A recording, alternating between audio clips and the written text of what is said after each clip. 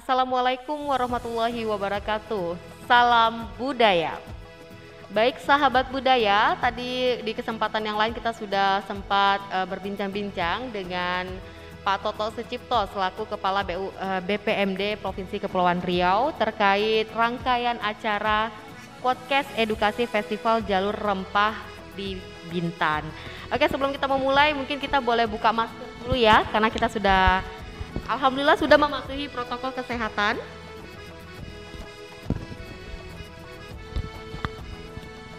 Oke, baik, kita lanjutkan terkait podcast edukasi Festival Jalur Rempah di Pulau Bintan. Dan sahabat budaya, pada kesempatan ini, pada podcast kali ini kami menghadirkan narasumber yaitu Ibu Anastasia Wiwi Swastiwi ya, selaku pemerhati sejarah di Kepri, dan beliau ini kegiatan sehari-harinya mengajar di FISIP Umrah. Apa kabar Ibu? Baik, Sehat? selamat pagi, menjelang siang ya. Selamat Pagi menjelang siang. Sehat. Sehat, masih semangat di tengah pandemi ini? Masih dan harus semangat. ya. Oke. Baik, mungkin Ibu Wiwi mau menyapa sahabat budaya dulu. Oke, selamat pagi menjelang siang sahabat budaya. Di tengah pandemi ini kita tetap harus tetap semangat, terutama dalam aspek sejarah dan budaya. Oke, baik, terima kasih Bu Wiwi. Dan sahabat budaya, selain Bu Wiwi, saya ditemani, mungkin saya anggap sebagai rekan saya pada podcast kali ini. Ada dua orang mas-mas ganteng atau adik-adik ganteng lah ya saya sapanya. Oke, mungkin mereka bisa memperkenalkan diri, silakan. Oke, ibarat kata orang Melayu kan, hendak pergi mencari kayu, jangan lupa membawa katun. Nah, apa tanda budak Melayu? Kalau bercakap mesti berpantun. Mesti berpantun, luar biasa sekali. Terbang anak si rama-rama, terbang pula sampai ke paya. Biar tahu kenalkan nama, biar dekat minta nomornya. Nomor siapa? Nomor saya atau Bu Wiwi? Nomor saya lah. Jadi, ya, izinkan saya perkenalkan diri. Hendak pari ditangkap di tepi tanjung. Saya Firman, nama diberi, ujang berpantun, gelar disanjung. Oke, Firman namanya. Iya, nama saya Firman. Memperkenalkan diri sampai pakai pantunnya, memang anak Melayu. Oke, Firman dari mana Firman? Saya dari Bintan, tepatnya di Tembeling, dan Oke. saya sedang berkuliah di STTI Tanjung Pinang, jurusan Sistem Informasi. Oke, jadi mahasiswa STTI. Nah, sekarang di sini Di sini saya merupakan salah satu dari 5 Laskar Rempah yang merupakan utusan dari Kepulauan Riau. Laskar Rempah. Sebelum kita berbicara apa itu Laskar Rempah, saya mau memperkenalkan rekan saya yang satu lagi nih. Ya, terima kasih Kak. Saya langsung aja perkenalkan, nama saya Suri Wahyudi. Saya berasal dari Kabupaten Natuna dan saya berkuliah saat ini di Universitas Maritim Raja Ali Haji. Aduh, luar biasa semangatnya ya, samping tegasnya sampai semangat sampai segitunya ya. Oke, baik Suri. Terima kasih Suri dan Firman untuk mengawali podcast kita kali ini. Tadi sebelumnya Bu, kesempatan semuanya kita sudah berbincang dengan Pak Toto terkait membahas tentang program Jalur Rempah di Kepri ini, dan salah satunya kegiatannya itu ya ini podcast edukasi Festival Jalur Rempah di Pulau Bintan. Dan mungkin sahabat budaya di rumah masih banyak yang ingin tahu apa sih sebenarnya makna dari Jalur Rempah tersebut. Iya. Selama ini kita kan ya kalau berbicara tentang jalur rempah, lalu pikiran kita langsung terkonek dengan oh itu rempah gitu ya. Jadi seolah-olah jalur rempah itu hanya semacam sebuah rempah, sebuah komoditas rempah yang kita kenal itu ada misalnya cengkeh, pala, kemudian lada dan seterusnya yang terkait dengan bumbu dapur gitu ya. Nah, ternyata jalur rempah itu tidak hanya terkait dengan komoditas rempah itu saja. Ada banyak pemaknaan yang lebih luas. Itu yang pertama itu terkait dengan jalur pelayaran dan perdagangan. Itu ya, yang itu sudah terkoneksi jauh sejak lama gitu ya. Dari dunia barat ke timur gitu. Nah, kemudian selain jalur pelayaran dan perdagangan, jalur rempah itu juga dimaknai sebagai sebuah peristiwa sejarah.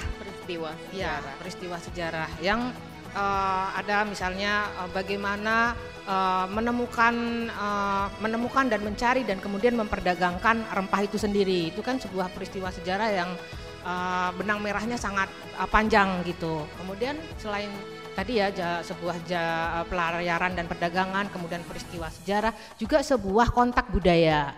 Yang ketiga itu sebuah kontak budaya. Antara yang tadi oleh Pak Toto sudah disebutkan, ada kontak budaya yang dari barat ke timur, kemudian hubungan-hubungannya itu yang melahirkan sebuah warisan. Warisan itu terbagi dua, yaitu warisan intangible dan warisan budaya tangible. Kalau intangible itu yang warisan budaya tak benda. Ya, yang antara lain itu seperti kesenian, kemudian kuliner, kemudian upacara tradisional, fashion tadi disebutkan seperti itu terkait dengan warisan budaya tak benda. Tak benda. Ya, sedangkan warisan tangible itu adalah warisan benda, yaitu berupa cagar budaya, peninggalan sejarah.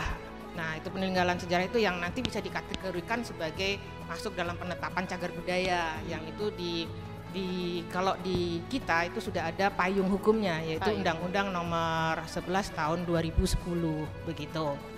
Nah, terkait dengan hal itu banyak sekali sih peninggalan sejarah yang di Kepulauan Riau itu. Nah, itu bagaimana nih Laskar Rempah ini yang kemarin sudah mengikuti tes begitu panjang itu, apakah sudah mengenal warisan budaya benda itu sendiri? Itu mungkin bisa ini supaya kita lebih ini. Sebelum menjawab pertanyaan ibunya dulu, saya mau nanya dulu deh, saya penasaran apa sih Laskar Rempah itu? Jadi Laskar Rempah ini merupakan sekelompok pemuda yang telah mengikuti seleksi yang begitu panjang yang dilakukan rekrutan, yaitu rentan usianya dari 17 sampai 24 tahun. Jadi kami yang terpilih ini adalah 5 Laskar Rempah dari 38 peserta yang ikut di awal rekrutan. Sebenarnya maksudnya kegiatan seperti apa yang ada di Laskar Rempah ini? Jadi silakan. Sebelumnya kegiatan-kegiatan di Laskar Rempah ini banyak sekali. Awalnya kementerian itu mengadakan Muhibah Festival Daru Rempah, yaitu kita mengarungi di 13 titik.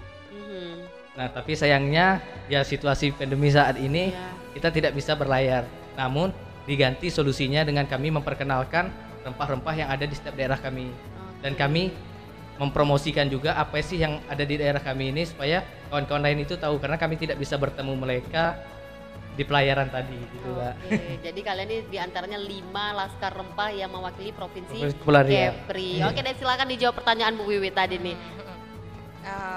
Apakah kalian tuh sudah mengenal gitu sebagai Laskar Rempah yang tugasnya itu salah satunya juga memperkenalkan itu warisan budaya tangible di Kepulauan Riau gitu. Apakah kalian sudah ini, karena kita juga harus secara terus menerus gitu untuk memperkenalkan potensi kita gitu di Kepulauan Riau ini gitu.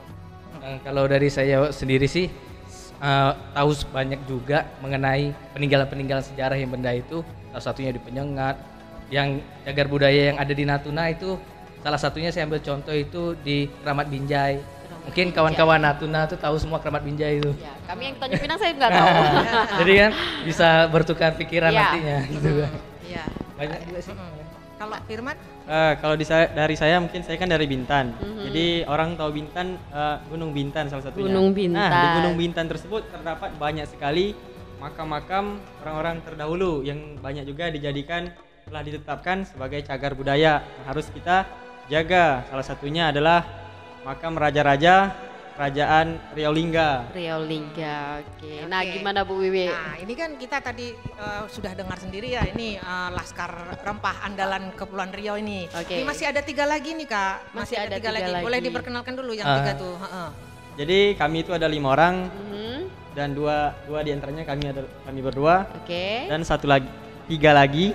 Yang pertama yaitu ada Deki Setiawan. Beliau berkuliah di Umrah juga. Dan yang kedua ada MS Jody Lazuardi Haikal. Beliau merupakan mahasiswa di Thailand. Wow, luar biasa. Dan satu lagi namanya Afina Nakita Octavia. Beliau mahasiswa hukum di Universitas Jember. Wah, saya tertarik dengan yang di Thailand tadi. Apakah beliau saat ini ada di Kepri di Indonesia atau dia di Thailand? Saat ini beliau berada di Bintan, tepatnya berada di di Lobam, Bintan. sedang berkuliah secara daring. Oke, karena pandemi ini ya. Ya, Oke. Gimana tuh Bu Wiwi? Ya, ini hebat-hebat anak Laskar Rempah nih. Ada yang dari siapa tadi? Jordi ini duta bahasa nasional. Wow. Terus yang Afina itu duta ASEAN. Duta ASEAN, Jadi udah luar biasa. sekali. Jadi kita Kepri punya Laskar Rempah yang cukup tangguh untuk ini. Jadi tadi saya memancing mereka untuk apakah mereka mengenal peninggalan sejarah milik Kepulauan Riau. Tadi Suri menyebutkan salah satu tugasnya adalah memperkenalkan rempah. Sebetulnya apa korelasinya sih kita kok rempah terus kemudian peninggalan sejarah? Iya, Bu. Oke, kalau kita berbicara tentang jalur rempah, terus tadi para Laskar Rempah ini berbicara tentang rempah tadi. Kan Iya. tadi di awal kita sudah berbicara apa sih makna jalur rempah itu. Kan tadi ada pelayaran dan perdagangan, kemudian komoditas perdagangan, termasuk diantaranya itu makna rempah. Tapi tidak itu saja, jangan sempit di komoditas rempah atau di pelayaran dan perdagangan atau di kontak budaya saja, tetapi juga di warisan budaya baik tangible maupun tangible. Nah itu jadi yang ada di warisan budaya tangible itu adalah bagaimana sebuah peristiwa sejarah itu berjalan kemudian meninggalkan jejak-jejaknya gitu ya. Saya akan bercerita sedikit ya Oke, Kak ya, silakan, baik, terkait Ibu. dengan sejarah kemelayuan gitu ya, khususnya di Kepulauan Riau. Jadi kita cukup beruntung sih berada di wilayah Kepulauan Riau. Jadi Kak Siska dan adik-adik ini yang memang betul-betul tinggal asli dari Kepulauan Riau itu harusnya cukup berbangga ya. Iya. Potensi sejarahnya luar biasa. Berada di alam Melayu, kemudian berada di wilayah perbatasan yang dulu sebetulnya kita adalah satu wilayah gitu dari Malaysia, Singapura gitu ya. Jadi begini ceritanya, kita bercerita tentang sejarah kemelayuan itu. Menarik nih. Iya, jadi ketika itu ada Sang Nila Utama dari Bukit Siguntang. Kalau sekarang itu Palembang ya. Nah, itu datang ke Bintan. Nah, kemudian menikah dengan Wan Sri Beni. Ini tokoh-tokoh ini sampai sekarang masih terjaga gitu ya. Nama Wan Sri Beni itu menjadi sebuah nama sanggar seni dan sebagainya, atau nama sebuah jalan dan sebagainya. Itu menjadi penguasa kerajaan Bintan. Jadi Bintan itu dulu ada sebuah kerajaan itu namanya Kerajaan Bintan itu yang Wan Sri Beni dan Sang Nila Utama itu. Nah, kemudian Sang Nila Utama dan Wan Sri Beni itu berjalan. Ini berdasarkan sumber ya. Saya tidak bercerita Sudah kisah diteliti ini. dulunya lah ya Iya, sejarahnya. jadi ini bukan berdasarkan ada beberapa sumber yaitu Ya. Sulalatus Salatin itu sejarah Melayu itu ya. Ya. Nah, jadi mereka menemukan sebuah wilayah tempat yang namanya Tumase. Siapa sih Tumase itu Singapura sekarang. Masih ya. Nah, itu perjalanan itu Tumase. Kemudian dalam perjalanan sejarahnya Tumase ini diserang Majapahit. Nah, kemudian akhirnya membentuk sebuah kerajaan namanya Malaka. Malaka. Nah, Malaka kan kita kenal nih, apalagi ini AKSI, Ya. Asosiasi Guru Sejarah Indonesia ini. Oh ya, saya sampai lupa, saya berterima kasih kepada AKSI dan juga BPNB Kepulauan Riau yang sudah mempercayakan saya untuk menjadi narasumber di sini. Jadi bagi AKSI sejarah guru sejarah itu Malaka itu udah menjadi bahan ajar yang di luar kepala gitu ya. Ya. Karena itu sebuah kerajaan Malaka yang kapan sih Malaka jatuh pasti mereka sudah tahu ya, itu 1511. Tapi kemudian kita harus belajar lagi sih setelah Malaka jatuh 1511 itu tumbuhlah sebuah kerajaan kecil gitu ya. Nah, yang seperti sekarang ini ya, ada kerajaan kecil besar yang tumbuh dan berkembang, kemudian ada seleksi alam. Itu biasa ya, ada yang kerajaan yang kecil tapi bisa bertahan, itu antara lain Johor, kerajaan Johor. Karena wilayahnya selain di Johor juga di Riau. Riau itu tidak Kepulauan Riau Riau daratan sekarang gitu ya, tetapi wilayah Riau daratan dan Kepulauan Riau itu dulu namanya Riau gitu. Itu wilayah bahkan Riau itu ada di kita yang Tanjung Pinang sekarang gitu. Nah, wilayah kerajaannya yang Johor tadi itu termasuk di Riau itu sendiri. Oleh karena itu penamaannya namanya menjadi Kerajaan Johor Riau. Johor Nah, Riau. pusat pemerintahannya berpindah-pindah dari Johor itu sendiri terus ke Hulu Sungai Riau. Hulu Sungai Riau itu posisi di mana? Di Sungai Carang sekarang. Pusat pemerintahannya di situ. Nah, dari situ kemudian pada masa Sultan Mahmud Riyad Shah, itu tokoh pahlawan kita loh, itu harus dikenal tuh kalian ya, tokoh pahlawan nasional kita itu memindahkan pusat pemerintahan di tahun 1787 ke Daik Lingga. Nah, di situ kemudian pada tahun 1900 semua kerajaan itu berakhir di Pulau Penyengat. Pusat pemerintahannya di Pulau Penyengat. Jadi saya ingin menekankan ada sebuah link sejarah dari Bintan, Singapura, kemudian Malaka, kemudian ke Tanjung Pinang, Ulu Riau itu di Tanjung Pinang, kemudian ke Lingga, dan kemudian ke Pulau Penyengat. Itu sebuah tempat-tempat yang terkait dengan peristiwa-peristiwa sejarah itu.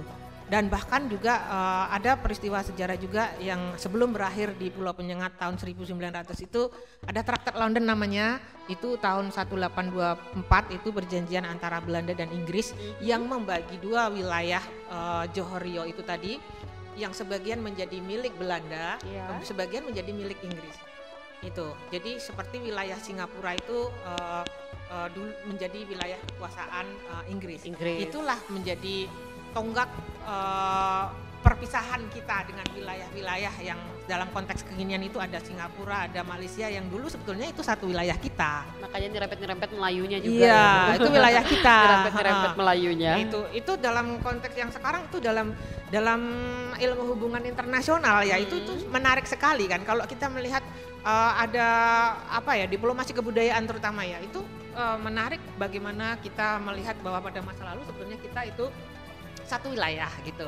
Nah, yang kembali ke peninggalan sejarah tadi, ketika kita melihat benang merah yang cukup panjang, ada peristiwa sejarah dan seterusnya. Nah, peristiwa sejarah tadi juga meninggalkan jejak dan meninggalkan peninggalan sejarah yang cukup banyak. Nah, itu menjadi bukti bahwa peristiwa sejarah itu memang ada gitu kan. Nah, apa yang ada di antara link sejarah itu yang ada tadi? Misalnya kita tengok di Bintan. Di Bintan itu ada Kota Kara. Ada makam Bukit Batu. Ya. Nah, itu. Kemudian kita kembali setelah tadi ke Singapura, ke Malaka, baru kita ke Hulu Sungai Riau.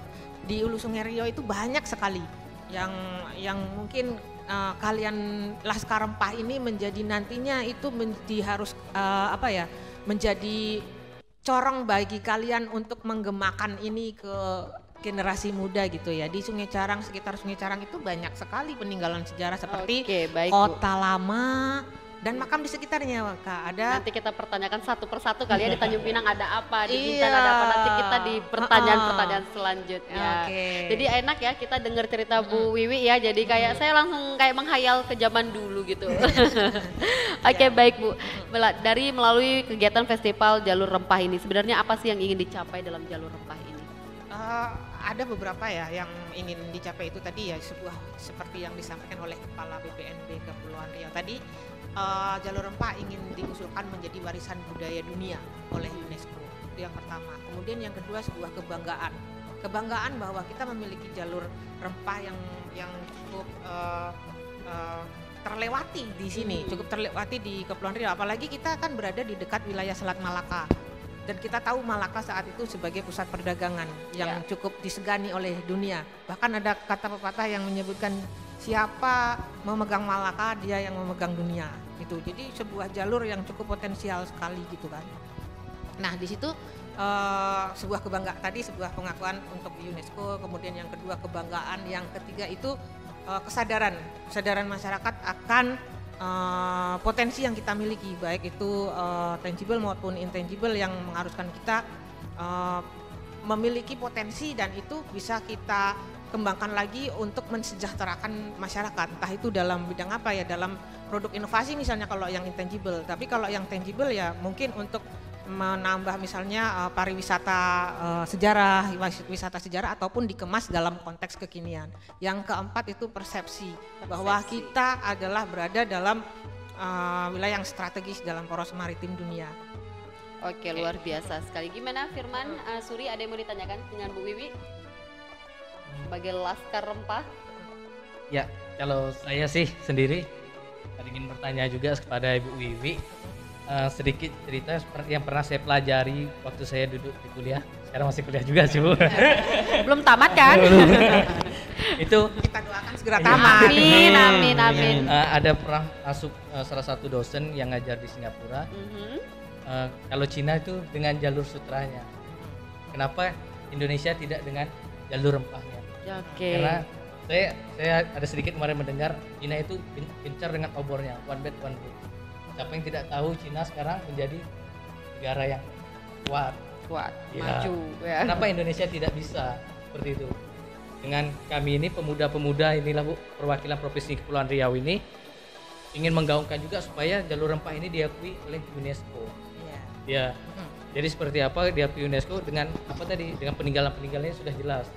Nah, pertanyaan saya sih Bu, bagaimana strategi kita sebagai pemuda terutama kaum milenial lah nih Bu ceritanya kan, untuk bisa lebih mengenalkan budaya-budaya kita. Karena maaf saya berbicara nih Bu, orang banyak berbicara sekarang Kak pariwisata. Tapi kalau pariwisata tidak ada budayanya itu omong kosong sebenarnya. Lebih baik jelaskan bersama pariwisata dan kebudayaan dijual. Bagaimana sih strateginya Bu menurut Ibu?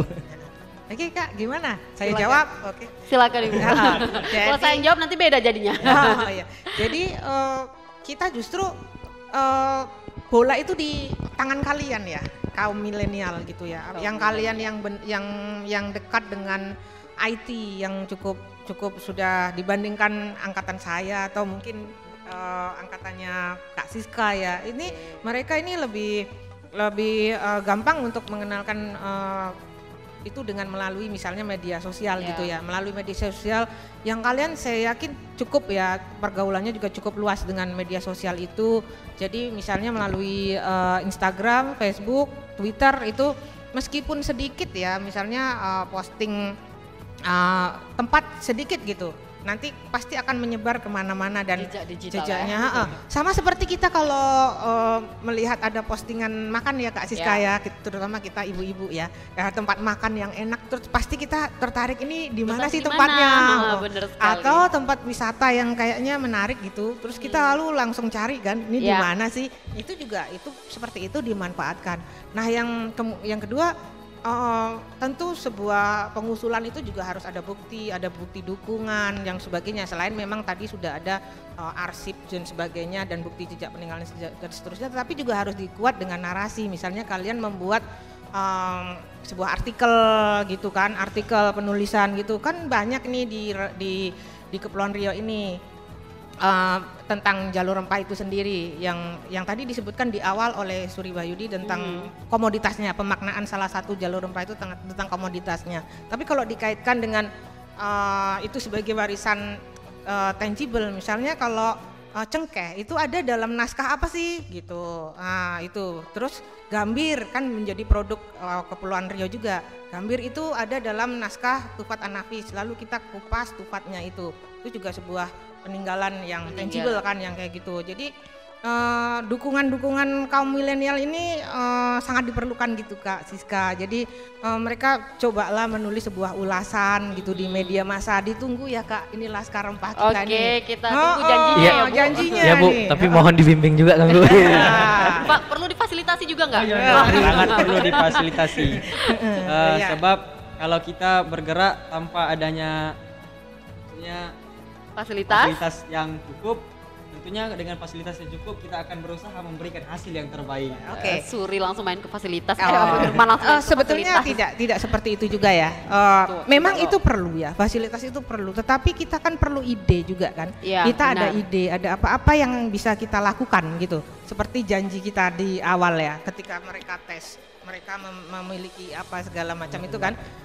Itu idenya harus muncul dan itu memanfaatkan yang dimiliki lah, misalnya gitu. Kalaupun yang punya hanya handphone, handphone bikinlah sebuah video singkat, sebuah apa dari handphone itu terus kemudian diupload.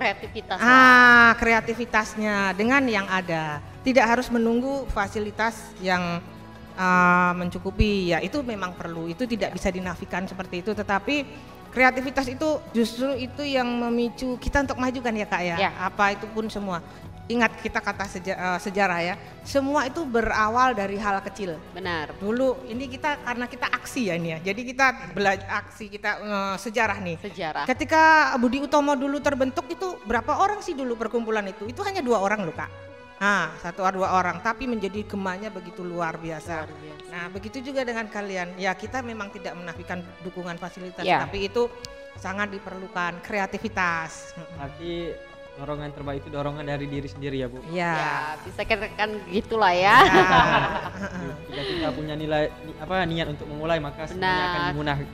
Punya niat, jadi kreativitas itu muncul sendiri dan akan dibantu nanti fasilitasnya. Itu akan mengikuti gitu loh, akan mengikuti. Pasti dilirik kan gitu kan. Oh ini siapa sih? Walaupun idenya kecil. Menarik, dapat membantu pemerintah melestarikan budaya, pasti pemerintah dilirik. Memfasilitasi. Iya, betul. Berpikir aja ide menariknya. Pada dasarnya tugas Laskar Rempah adalah menggaungkan tentang kebudayaan. Menggaungkan tentang kebudayaan. Karena pun kita pun di Kepri ini ya, daerah perbatasan kan, isu-isu kita nih tidak pernah akan habis, apalagi isu-isu maritim. Karena kita dekat dengan Singapura, tinggal pergi ya nggak sampai berapa jam itu, iya kan? Selain itu Kepri juga kaya akan budaya dan lain-lainnya. Kayak gimana pertanyaannya Suri, sampai enggak nih kira-kira ke Bu Wiwi? Sampai itu Kak, cuma saya mau bertanya lagi. Oke, ya kan? Boleh kan? Baik, silakan. Kalau kita ngomong rempah nih kan Bu, apalagi kami mewakili Kepri mengenai Laskar Rempah kan, kalau dengar-dengar rempah si anak muda sih nggak tertarik seperti itu Bu. Ya awalnya pun nggak tertarik ya. Pasti rempah nih itu apa sih kita? Nah, maka apalagi dia ada cowok kali ya. Apalagi cowok lagi. Males lah. Rata-rata cuek kan. Iya. Jadi sebenarnya yang anak-anak muda nih harus menggaungkan. Nanti luar biasa. Contohnya mama suruh beli kan. Beli dulu marica sama lada hitam, tak tahu mana yang bedakan nanti ya Bu. Malu anak gadis tak bisa sih ya. Jadi pertanyaan saya Bu, kalau sekarang ini kan dengan rempah apa komoditas kita yang tinggi ini, kesejahteraan untuk petani terutama itu Bu kurang, ya kan Bu, kurang ada sosialisasi, kurang ada pemberdayaan pelatihan untuk petani sendiri.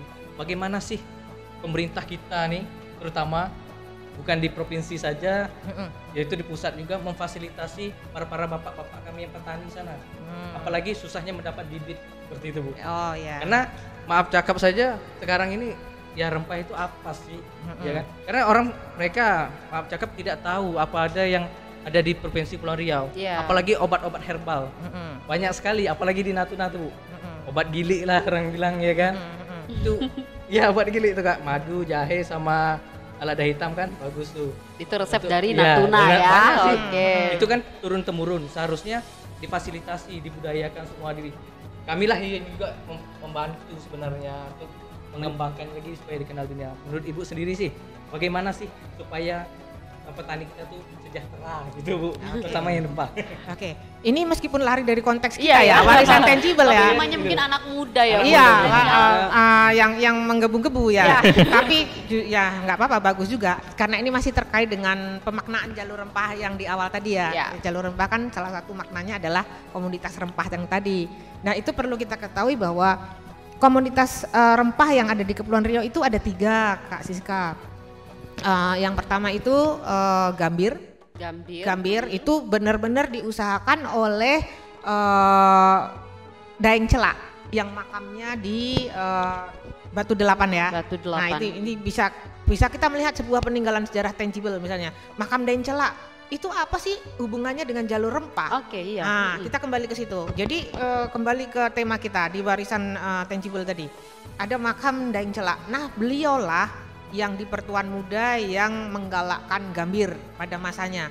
Kemudian mendatangkan pekerja-pekerja Cina yang ada di wilayah Senggarang sekarang, tinggal waktu itu di Senggarang. Nah, itulah jadi sebuah peninggalan sejarah yang tetap ada korelasinya dengan rempah, jalur rempah itu. Kemudian selain gambir apa sih yang lain? Itu lada. Nah selain lada kita meningkat ke periode yang lebih naik lagi itu cengkeh. Cengkeh itu ada di abad 20. Jadi 3 potensi rempah itu di Kepulauan Riau itu gambir, lada dan cengkeh, dan itu semua didukung oleh beberapa naskah Melayu tadi ya. Ada Tufat An-Nafis, kemudian ada plakat perhimpunan dan sebagainya, yang memang membuktikan bahwa di saat itu kita di masa lalu itu memang memiliki komoditas itu. Nah, kembali ke pertanyaan tadi, meskipun tetap ada korelasi antara peninggalan sejarah Daeng Celak tadi dengan yang bagaimana kalau kita ingin menggalakkan kembali seperti itu. Jadi kita kan komoditas apapun itu ya Kak ya, itu kan sebuah ada permintaan, ada permintaan, ada kebutuhan gitu. Jadi misalnya kalau misalnya sudah nggak dibutuhkan lagi, untuk apa ditanam gitu kan, sama kan seperti itu ya. Kemudian udah ditanam besar-besaran ternyata tidak dimanfaatkan. Nah, itu sebaliknya seperti itu. Jadi korelasi yang tetap saling berhubungan seperti itu. Lalu tugas kita di masa sekarang itu juga harus mempertahankan ekosistem rempah itu sendiri. Dan jadi tugas bersama ini, bukan fasilitas mengharapkan kembali lagi tadi ya, bukan mengharapkan fasilitas pemerintah untuk pemerintah lagi gitu ya. Untuk memfasilitasi gitu, tidak itu saja. Jadi bagaimana kita sebagai anak muda juga membuat produk-produk rempah itu menjadi sebuah produk-produk inovasi. Nah, itu nggak sulit kok, seperti misalnya rempah tadi, ketika sekarang lebih banyak anak-anak muda yang membuat kafe-kafe kecil, bahkan di sudut rumahnya itu dengan menu-menu sederhana yang menggunakan rempah seperti itu kan ya, seperti jahe, kemudian tambah serai, air jahe serai seperti itu. Kemudian misalnya kombinasi antara kopi campur kayu manis dan sebagainya, yang sederhana itu, tetapi itu maknanya cukup dalam gitu ya, menjaga ekosistem rempah, melestarikan juga ya. Iya, itu memang apalagi anak-anak muda kan gemar ke kafe ya, sekedar untuk memanfaatkan internetnya sebetulnya mungkin gitu. Nah, itu kan juga dengan nggak sulit juga untuk membuka peluang-peluang usaha seperti itu kan, membuka makanan seperti itu. Berarti secara tidak langsung juga bisa meningkatkan kesejahteraan. Iya. Selain juga sisi positifnya melestarikan, dapat juga meningkatkan kesejahteraan. Bonusnya lah ya. Oke, baik. Kembali ke kalian nih. Oke, gimana Firman, ada mau ditanyakan? Di sini saya ingin bertanya sedikit dengan Bu Wiwi. Tadi kan kita berbicara tentang cagar budaya tangible. Nah, mungkin banyak nih masyarakat yang belum tahu apa sih cagar budaya tangible dan apa sih yang harus dilakukan agar cagar budaya tangible ini tetap terjaga. Oke, saya koreksi sedikit, bukan cagar budaya tangible tapi warisan budaya tangible. Warisan budaya tangible itu ada peninggalan sejarah yang nanti kalau itu ditetapkan menjadi, itu namanya menjadi cagar budaya gitu. Jadi seperti itu. Kita memaknainya, bukan cagar budaya tangible bukan seperti itu gitu. Jadi gimana tadi pertanyaannya, jadikan sebelum banyak yang tahu gitu ya, belum banyak yang tahu apa sih potensinya. Tadi Kak Siska saya bercerita baru sampai di Tanjung Pinang ya. Iya, tadi baru sampai di Tanjung Pinang tadi, ketika kita berbicara tentang Sungai Carang tadi, yang waktu itu menjadi pelabuhan dagang yang oleh Tufat An-Nafis itu disebutkan di abad 18 itu pelabuhan dagang yang sangat ramai, yang membawa komoditas segala macam gitulah ya, termasuk komoditas rempah. Nah, itu di sekitar situ aja, kita melihat di sekitar situ itu ada makam Daeng Celak yang tadi saya sebut sebagai penggagas Gambir. Kemudian Daeng Marewa itu yang di Pertuan Muda II di atasnya lagi. Kemudian Kota Lama itu ketika pusat pemerintahannya berpindah dari Johor ke Tanjung Pinang ini di Sungai Carang itu di wilayah itu. Lalu ada makam Sultan Sulaiman Badrul Alam Shah I, itu ada di Batu Lapan. Nah, itu kalian kan sudah sering mendengar ya, Jalan Sultan Sulaiman Badrul Alam Shah I. Seharusnya itu peka gitu ya, itu siapa sih tokoh itu gitu ya. Itu seperti itu. Terus itu menjadi nama museum kota ya kan. Sudah besar-besar di situ, kalian juga harus peka juga siapa sih tokoh itu gitu kan. Nah, itu tadi sampai di Tanjung Pinang yang bisa sosialisasikan gitu ke masyarakat luas. Bahkan mungkin waktu kalian sekolah mungkin belum juga ini mungkin tugas bersama aksi nanti dalam pelajaran Melibatkan aksi lagi aksi ya. lagi ini oleh Bapak Ibu guru sejarah ya, sosialisasi peninggalan sejarah di wilayah kita gitu. Peninggalan sejarah itu cukup banyak dan itu perlu disosialisasikan baik melalui kalian sebagai anak muda tetapi juga melalui aksi. Peran aksi juga cukup besar. Oleh karena itu strategis juga kalau edukasi jalur rempah ini dilaksanakan oleh aksi ini. Luar biasa sekali. Tadi sudah disampaikan beberapa cagar budaya yang ada di Kabupaten Bintan dan Tanjung Pinang. Nah selanjutnya yang ada di Lingga Bu apa aja? Di Lingga itu cukup luar biasa di sana. Ada ketika Sultan Mahmud Riyad Shah memindahkan pusat pemerintahan dari Ulu Riau itu ke Lingga. Itu udah cukup banyak. Itu referensi tentang peninggalan sejarah di Kabupaten Lingga itu juga sudah cukup banyak. Itu kalian juga harus menumbuhkan literasi ya, gitunya cukup untuk keminatan untuk membaca dan seterusnya. Itu apalagi sejarah dan budaya itu tidak hanya seni, tidak hanya terus kita meminati rempah yang tadi, tetapi juga kemampuan untuk membaca, melihat lebih jauh lagi itu juga sangat diperlukan. Nah di Lingga itu selain Sultan Mahmud Riyad Shah tadi ada makam Sultan Mahmud Riyad Shah, kemudian ada masjid, kemudian ada bilik 44, istana Damna. Banyak ya banyak ternyata, di sana. Bu, ya. Bahkan yang saya belum pernah dengar itu. Oh ya, terus di sana juga ada benteng, Ada Gateng-Gateng, ada Pulau Mepar dan sebagainya. Yang di Pulau Mepar itu bahkan hampir satu pulau itu dikelilingi oleh benteng. Itu juga sangat potensial nanti ke depannya untuk menjadi sebuah pulau yang menjadi yang peringkatnya nasional itu. Potensinya gitu. Sekarang belum, tetapi nanti ke depannya bisa saja itu menjadi ditingkatkan pemeringkatannya menjadi cagar budaya nasional gitu. Mudah-mudahan. Ya, terus. Oke Ibu, yang kalau mungkin Kepri mungkin yang yang paling dikenal di daerah lain mungkin Pulau Penyengat. Nah, ya. Sampai ada yang mengatakan belum ke Kepri kalau belum ke Pulau Penyengat. Ini udah pada nyampe belum? Ya udahlah. Ya. Oke Bu, kalau untuk cagar budaya di Pulau Penyengat sendiri ada apa saja Bu? Yang mungkin yang umum-umum yang orang tahu kan masjid, terus kemudian ada sumur, ada makam, apa aja sih Bu ya?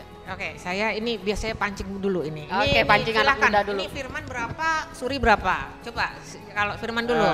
Mungkin salah satu yang ada di Pulau Penyengat mungkin benteng Bukit Kursi. Benteng Lalu? Bukit Kursi. Ada reruntuhan, saya lupa namanya, bekas istana, terus makam, sama sumur, terus masjid yang saya tahu. Oke, Suri?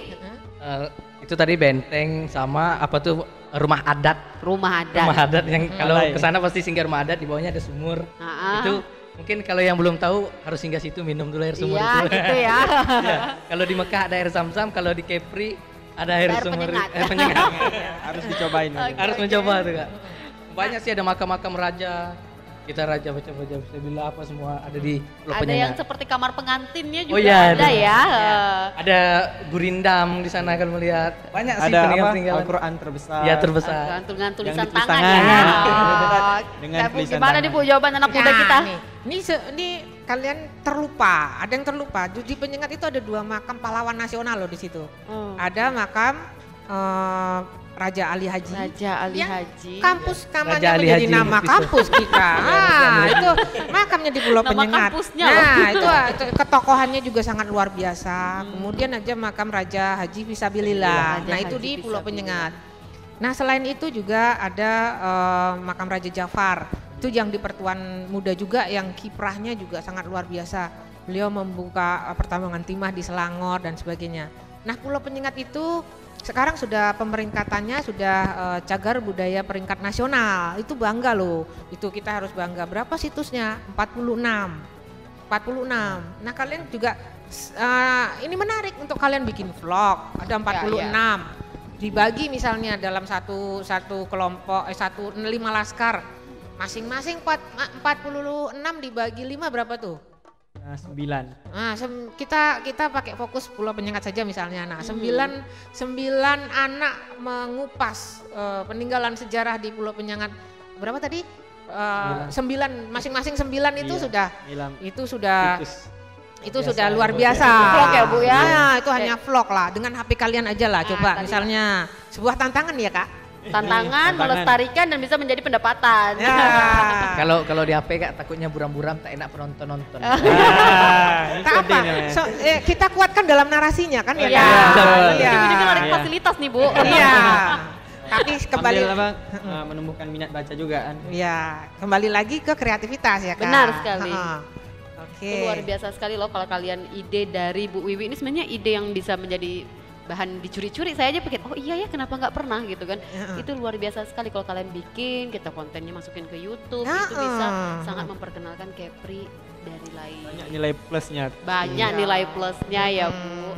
Ya Bu, dari tadi perbincangan kita seperti yang disampaikan Firman tadi, salah menyebut antara warisan budaya dan Cagar budaya. Nah, Heeh. sebenarnya apa sih definisi warisan budaya seperti apa, cagar budaya seperti apa, Bu? Oke, ya, warisan budaya tadi kan ya kita sebuah peristiwa sejarah dan perjalanan sejarah, kemudian ada kontak-kontak budaya itu kan melahirkan warisan. Nah, warisan itu kita bagi dua tadi ya. Ada beberapa jenis warisan budaya tak benda dan warisan budaya benda yang tadi tangible dan intangible. Nah, itu sebuah itu. Nah, menjadi warisan itu antara lain yang tangible tadi kan sebuah peninggalan sejarah. Peninggalan sejarah itu bisa kita kategorikan sebagai cagar budaya itu melalui penetapan tim ahli cagar budaya. Jadi pemaknaan dari cagar budaya itu ada dalam Undang-Undang Nomor 11 Tahun 2010. Jadi cagar budaya itu bisa dibaca nanti di situ ya. Tapi intinya adalah sebuah bangunan, benda, situs, kawasan yang dinilai penting untuk ilmu pengetahuan, kebudayaan dan seterusnya. Nanti kalian baca sendiri pemaknaannya dalam undang-undang tersebut. Itu sudah lengkap bagaimana benda budaya, bagaimana struktur, bagaimana situs, bagaimana kawasan, itu semua ada di situ. Arti dia punya standarisasi khusus ya Bu. Ada pemaknaan khusus. Pemaknaan. Ya, ini PR nih. PR setelah dari sini langsung bukalah kalian undang-undang itu. Undang-undang cagar budaya. Ya. Ibu sendiri sih pernah nggak sih Bu langsung turun sebagai ibu ini kan kami kenal sebagai peneliti sejarah lah Bu, Ya. pengamat sejarah. Pernah tak kecimpung langsung untuk mengamati suatu situs menjadi cagar budaya?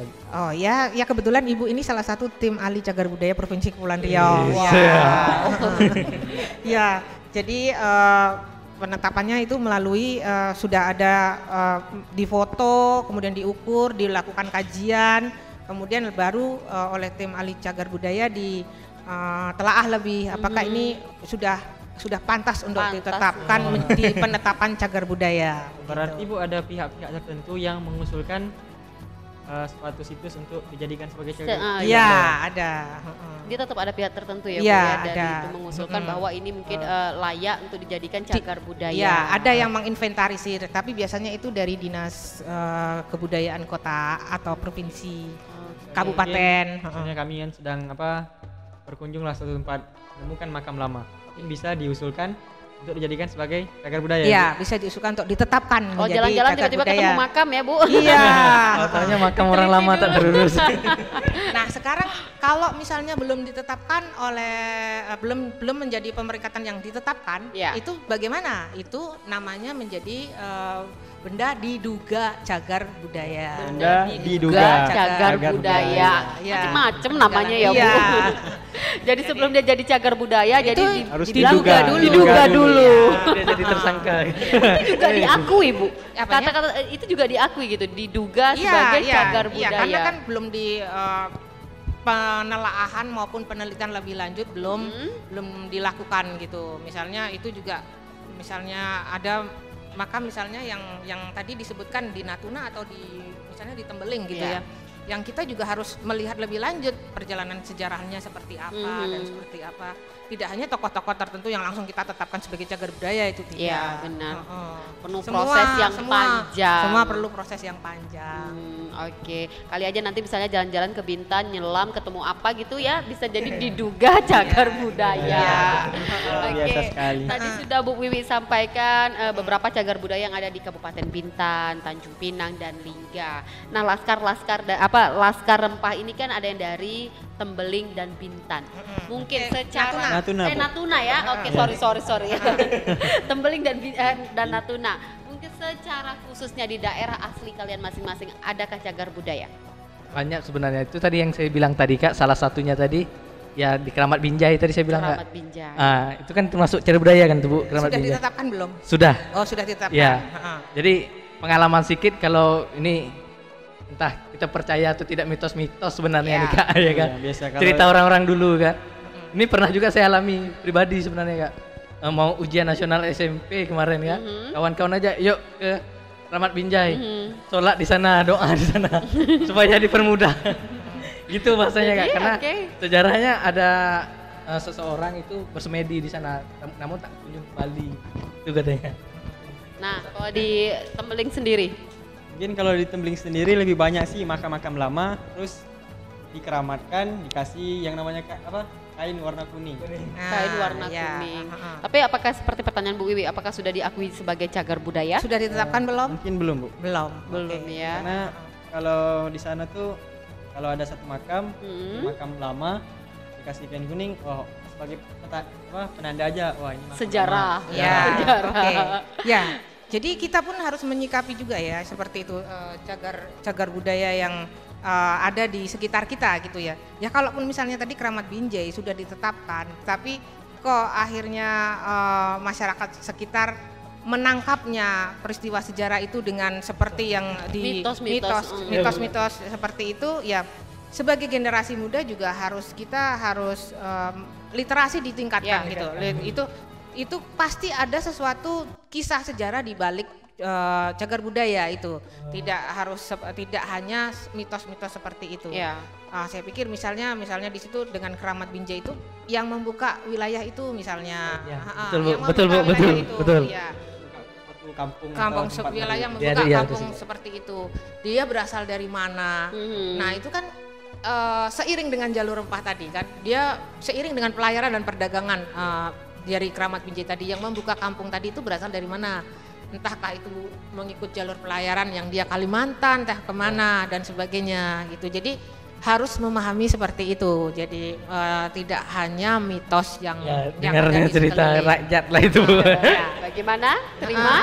Oke. Berarti Bu sangat wajar bahwa keterikatan cagar budaya itu selalu dengan hal-hal yang mistis itu pasti ada ya Bu? Tidak. Justru saya ingin mengangkat, inikan yang mistisnya itu harus kalian lihat lagi di bagaimana itu kisah sejarahnya seperti yang Binjai tadi. Berarti Itu harus, ya. bijak lah kita menanggapi hal-hal Iya. tersebut. Dengan kehidupan yang sekarang. Betul. Dan Kalau ini- sekarang kalau di ngomong itu antara percaya dan enggak Kak. Ya, anak muda sekarang. Kalau yang dulu iya ikut. Iya. Mandi di sini ya, nggak mandi. Diiringin lah mitos-mitosnya sama mistis-mistisnya ya Bu Iya, ya. betul di Imbangi, Bu. seimbangin ya dengan literasi terutama. Dengan Saya literasi. ingin menguatkan literasi kalian. Oke Bu Wiwi, kembali ke jalur rempah lagi nih. Jalur rempah itu dapat meningkatkan kesadaran masyarakat untuk mengembangkan dan memanfaatkan warisan budaya tak benda dan cagar budaya nasional sebagai modal untuk meningkatkan kesejahteraan. Dan terkait hal tersebut, warisan budaya tangible atau cagar budaya yang ada di Kepulauan Riau itu apa saja Bu? Yang tadi sudah Ibu sebutkan berarti kan di Bintan, Tanjung Pinang, Kabupaten Lingga dan Pulau Penyengat. Nah itu tadi apakah semuanya itu yang sudah ada berapa mungkin total jumlah dari cagar-cagar budaya yang ada di Kepri? Ya, itu perlu diinventaris lagi gitu ya. Tapi kalau yang pasti di Pulau Penyengat itu ada 46 yang sudah ditetapkan Sudah sebagai menjadi warisan cagar budaya nasional gitu ya. Untuk di Penyengat aja 46 dan biasa itu ya. masih memungkinkan untuk muncul lagi cagar budaya yang lain yang masih menunggu daftar untuk ditetapkan gitu. Kalau Ya, toh- prosesnya itu lama nggak sih Bu, misalnya dari kayak Ibu tadi kan pengajuan, kemudian pendataan lagi itu bisa memakan waktu berapa lama? Atau mungkin sejauh ini ada nggak benda yang diduga menjadi cagar budaya tahu-tahu putus gitu aja? Iya, bisa karena bahkan yang sudah ditetapkan pun bisa kita hapus penetapannya. Bisa. Apa alasan bagaimana Bu? Alasannya mungkin ada dalam undang-undang tadi, dalam undang-undang nomor 11 tahun 2010. Jadi alasannya mungkin terus kisah sejarahnya ternyata kalau menulis sejarah itu sejauh kita temukan bukti baru bisa ditulis sebuah penulisan sejarah yang baru gitu kan. Oke. Sama seperti ternyata ini tidak cocok, tidak layak untuk ditetapkan menjadi cagar budaya gitu. Bahkan walaupun dia sudah sebelumnya Sudah ditetapkan, bisa dihapuskan. Bisa dihapuskan. Iya. Dan mudah-mudahan dengan adanya si Firman ini ya Bu, yang tadi cuma ditutup pakai kain kuning bisa diakui ya dan Iya. cagar budaya. Nah, itu tugasnya. Ya, itu Ini tugasnya benar. dari daerah putra, daerah Tembeling ya Bu. Iya ya? betul. Iya. Oke, gimana Firman? Ada yang mau disampaikan lagi? Mungkin sejauh ini mungkin kami Laskar Rempah mempunyai tugas khusus yaitu memperkaya khazanah kebudayaan yang ada di Kepulauan Riau. Kazana.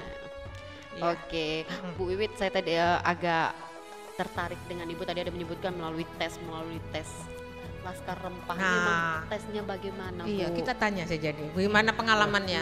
Terus apa